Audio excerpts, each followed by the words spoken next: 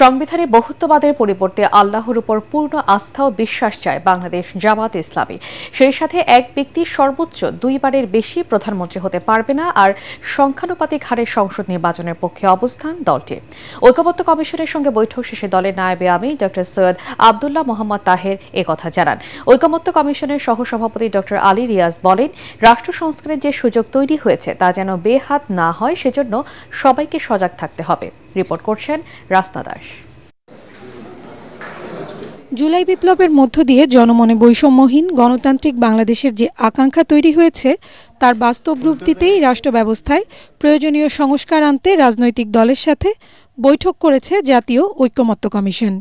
এরই ধারাবাহিকতায় বাংলাদেশ জামায়াত ইসলামীর সাথে কমিশনের বৈঠক। জামায়াতের নায়েবে আমির ডক্টর সৈয়দ আব্দুল্লাহ মোহাম্মদ তাহেরের নেতৃত্বে দলটির 10 সদস্যের প্রতিনিধি দল অংশ নেয় বৈঠকে।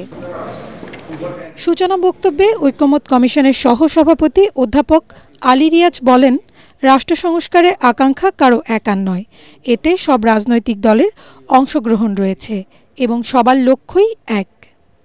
যেন এই সুযোগকে কেন্দ্র করে আমরা এমন এক বাংলাদেশ তৈরি করতে পারি যেখানে কোনো অবস্থাতেই কাউকে নিপীড়নের মুখে পড়তে না হয়, বিচার বা বিচার বহির্ভূত ব্যবস্থার মধ্যে যেন তাকে মোকাবেলা করতে না হয়।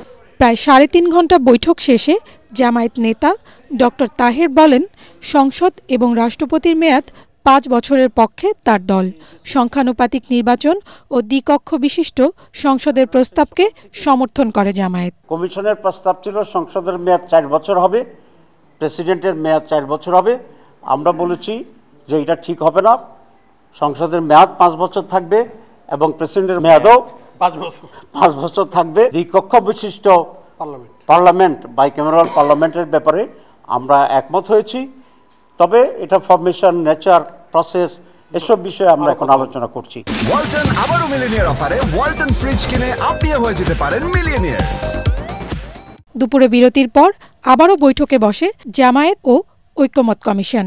বৈঠক শেষে জামায়াত নেতারা জানান, বেশ কিছু বিষয়ে ঐকমত হলেও আলোচনা চলমান থাকবে। বহুত্ববাদকে আমরা টোটালি বাদ দেওয়ার জন্য বলে দিয়েছি। আমরা আরেকটা প্রস্তাব করেছি আল্লাহর উপরে পূর্ণ আস্থা ও বিশ্বাস স্থাপন করার জন্য। সারা দেশে যে দল যে পরিমাণ ভোট পাবে সেই পরিমাণের প্রপোর্শনেটলি পার্লামেন্টে আসন নির্ধারিত হবে।